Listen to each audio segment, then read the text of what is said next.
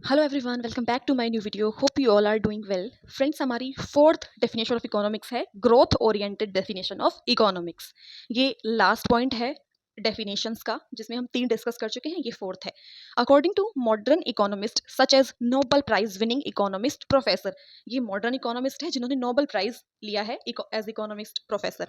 कौन है? सैमुअल्सन है, पीटरसन है, फर्ग्यूसन है, एटसेट्रा।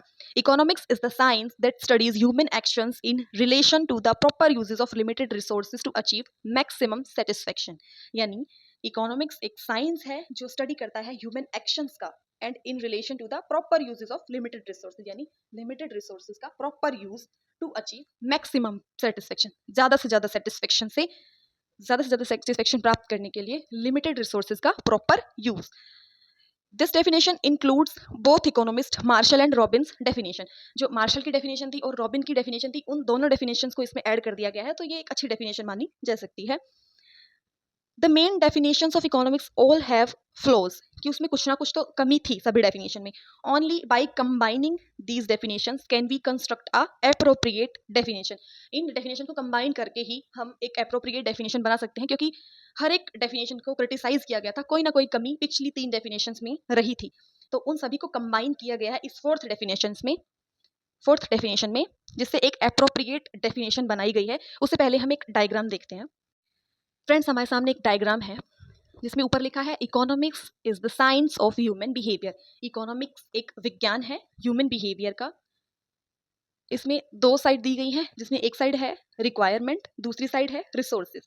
एक साइड रिक्वायरमेंट यानी हमारी वांट्स दी गई है, दूसरी साइड रिसोर्सेज। नीचे बताया गया है जो रिक्वायरमेंट्स है, जो वांट्स है वो अनलिमिटेड है।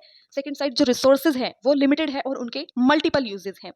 तो अगला पॉइंट है सिलेक्शन। जो रिसोर्सेज हैं वो लिमिटेड है और उनके मल्टीपल यूजेस है। पहले तो रिसोर्स को सिलेक्ट करना है और मल्टीपल यूजेस में से उसके यूज को सिलेक्ट करना है।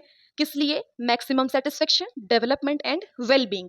मैक्सिमम सेटिस्फेक्शन के लिए, डेवलपमेंट के लिए एंड वेल बीइंग के लिए हमें लिमिटेड रिसोर्सेज में से एक रिसोर्स को सिलेक्ट करना है, उसके मल्टीपल यूजेस में से हमारे यूज को सिलेक्ट करना है to achieve maximum satisfaction for development and well being. So friends, सभी डेफिनेशंस को कंबाइन करते हुए ये एक एप्रोप्रिएट डेफिनेशन ऑफ इकोनॉमिक्स है।